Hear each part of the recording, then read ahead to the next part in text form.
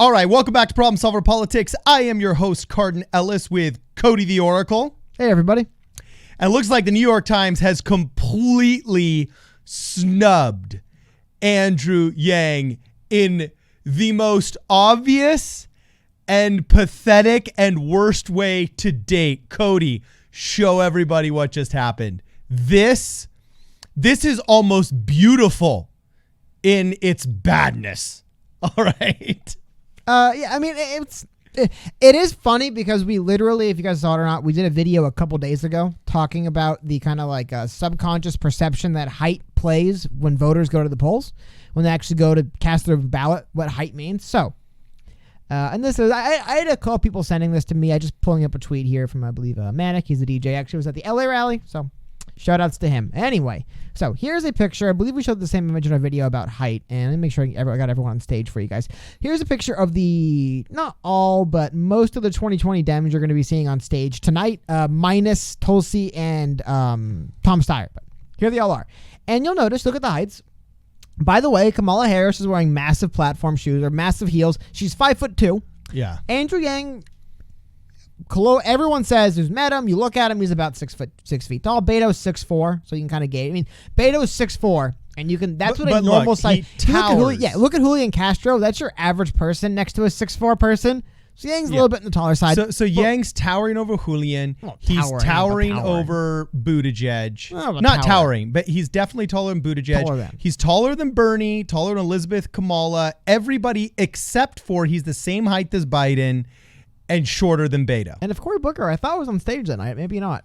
He is also about 6'2", a little taller. Anyway, so the reason why I bring it up, because like, who cares, right? So Andrew Yang's 6 foot. That controversy is finally over. Well, New York Times ran a, which by the way, the other story here, this is the biggest Democratic stage ever. Anyway, though, they just had all the candidates lined up. Now, hold on. Before we get too far into this, in all fairness, they are not, the point of this graphic is not to accurately represent the heights of candidates.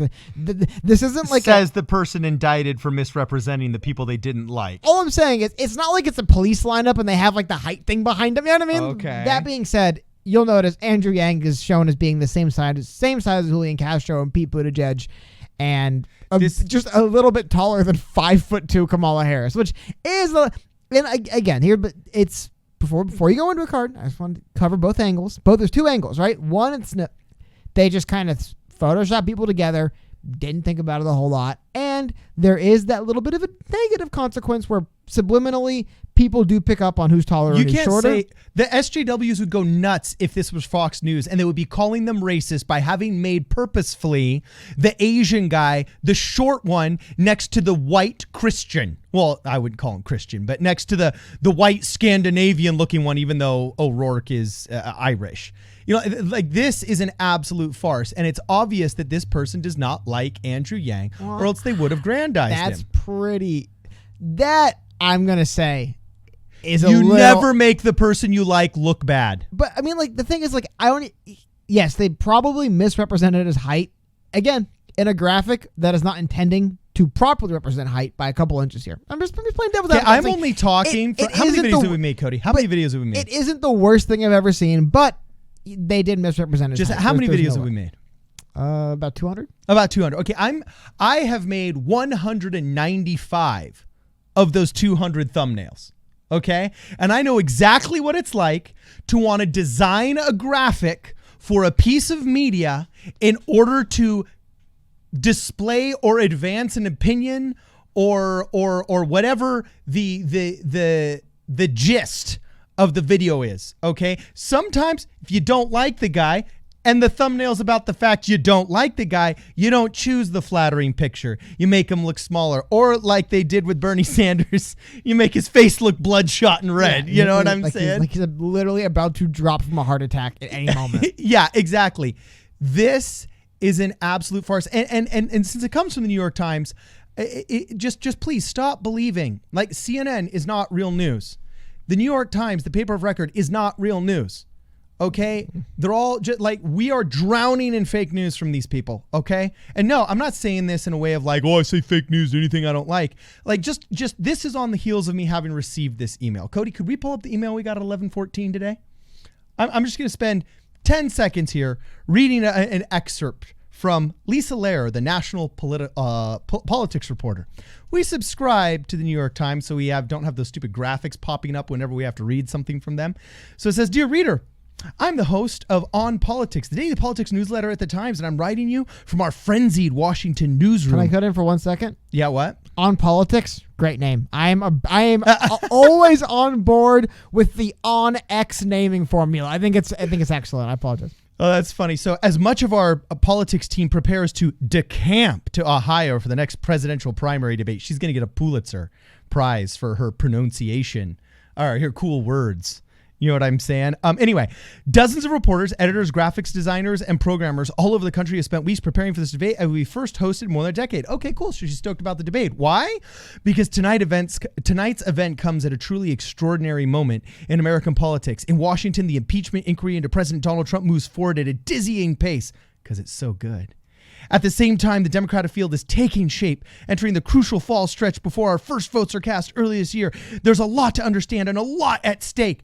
This literally sounds like all of the Act Blue emails that I get. This is not an email from a nonpartisan fourth branch of government journalist who is reporting on what happened.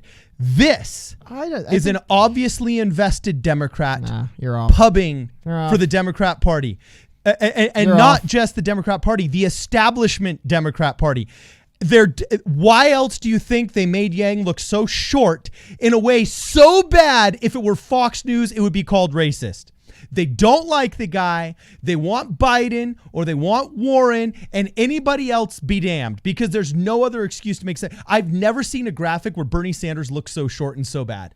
But he's basically the same height as Joe Biden, which he's represented as in that graphic. Yeah, and guess what? roughly Andrew the same Yang height is as Joe basically the Biden. same height as Joe Biden. Okay, but hold on. First of all, Look at him on wait. stage. Do you want to? I'll read the paragraph you stopped before reading in that letter. Well, I by just the didn't way. want to bore our audience. What's it Well, keep hold saying? on. I would hate to give context as well. No. It said, for months, we have been following every moment in the historically large and diverse Democratic primary race, abject fact, or just objective fact, tracking the candidates as they rise and fall, roll out dramatic new policies and reshape their party, again, just facts, even watching to see whether they indulge in the it's a advertisement for them. Now, I will admit that they're more focused on covering what would be, I guess, the more left-leaning audience's news they want to hear. But at the same time, you can't say impeachment of the president isn't a story worth covering.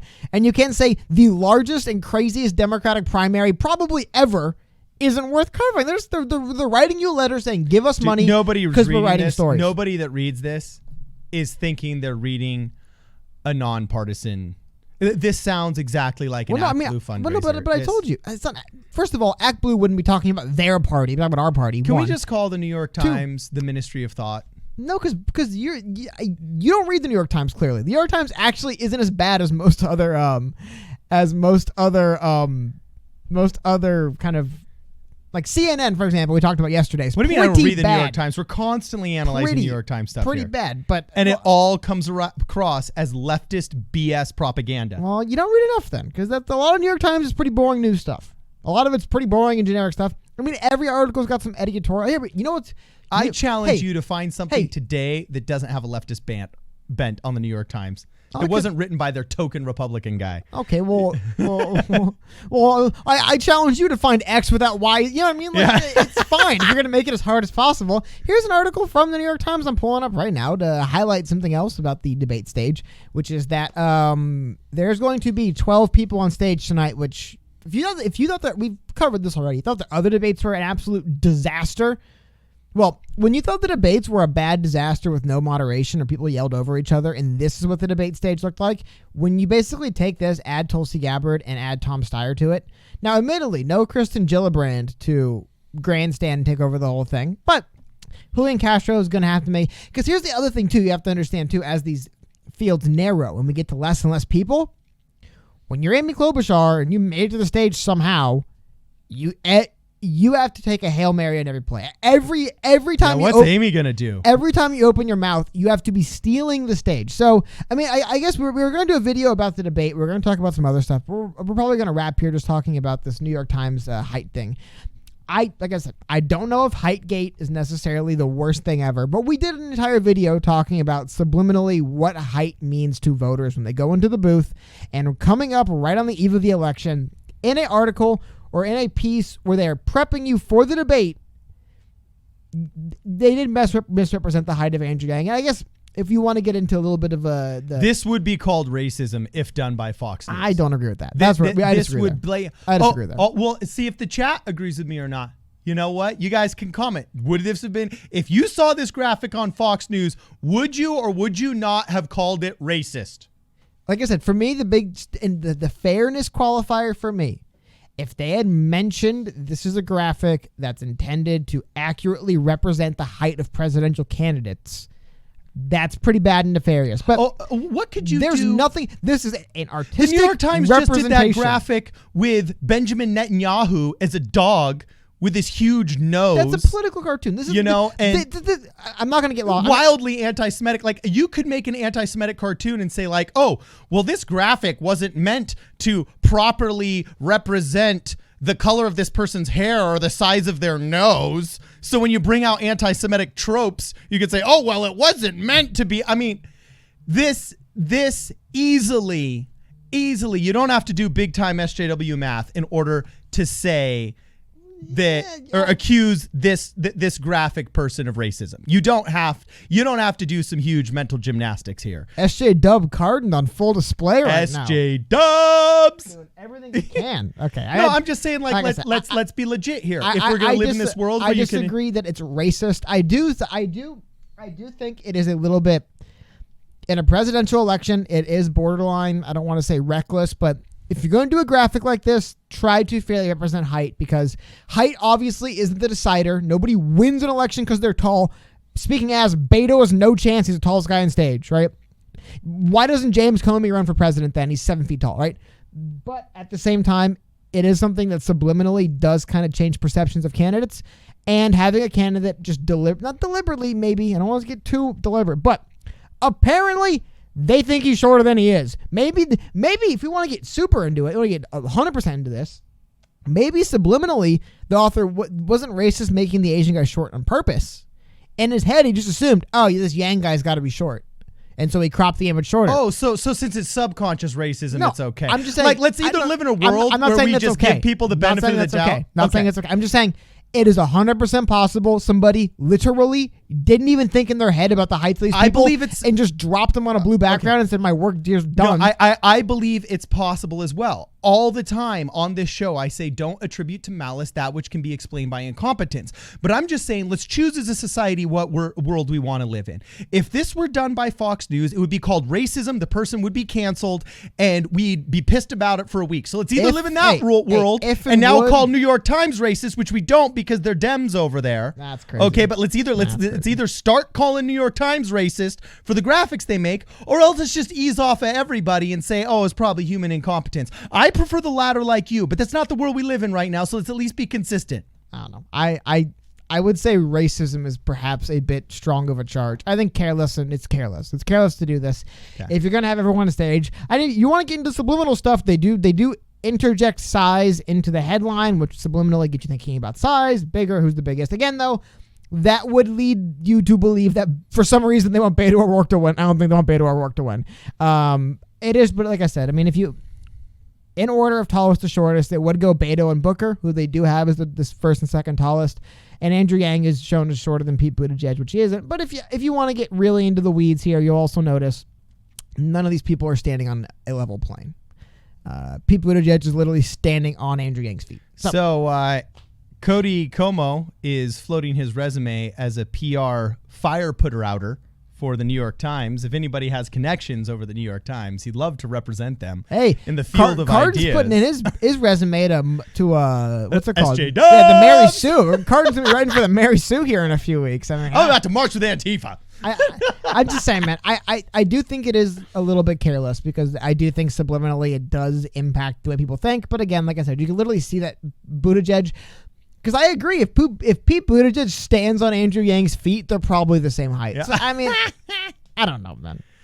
again though, going into a debate, using size in the headline like that, and then just kind of carelessly making Andrew Yang appear shorter than he actually is. I agree, man. That's not fair. That's This crap. person's a Beto fan because they gave Beto the most headroom, the most leg room. But he's actually the tallest. No, I know, but why, when they're normalizing everybody's height? Look, it's bias. All right, it's filthy, Alleged. filthy, Alleged. filthy, alleged Potential. political bias. Allegedly, Potential. potentially biased. It's allegedly filthy potential bias. Maybe. Is what it is.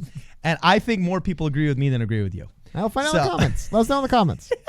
Anyway, yes, please let us know in the comments if you just think this is some poor graphic designer who's overworked over at the New York Times and Careless. just was not aware Just or careless. was just careless because he's overpaid and it was lunch hour. You know, let us know if you think that's the case, or if, as we all know, they're biased over at the New York Times and at CNN for the establishment DNC candidate because they want to get in with that guy when they go to Nerd Prom, like we all know. So tell us which one you think, whether you're with Cody the Oracle and his clairvoyance, or with Cardin the Boomer King. What reality do you live in? Reality or We live in a or world where Twitter? you can choose your reality. Choose your reality. Okay, whatever. Whatever. So anyway, Again, like, it's with the, I mean, I don't want to make it seem like this stuff is careless. I do think when they do these graphics, either be more artistic and clearly show this is not an accurate height representation, or perhaps try to better represent the height. Because it is a little bit goofy. Pete Buttigieg is nowhere near the same height as Andrew Yang. I mean, hold on, it's like a 2 or 3 inch difference. Still, if they stood back to back, Yang is clearly taller, and they haven't met the same height here. And Julian Castro, I mean, just one last time, I'll show you guys for anyone who's kind of like, is this even like anything? This is Julian Castro standing next to Andrew Yang. So they're not the same height. Anyway. In any level, Julian Castro and Andrew Yang are nowhere near the same height. So I do agree it was careless and reckless, but I disagree that it was malicious, I guess. Okay. Shouldn't have done it, but I don't know if they even did it on purpose in the first place, I guess. Best way to put it. Okay. Like, subscribe, share, hang out with us on Twitch Tuesdays and Thursdays, or drop us a voicemail from when we do our voicemails at 1-833 PSP Radio. This is Problem Solver Politics. We'll see you in the next video.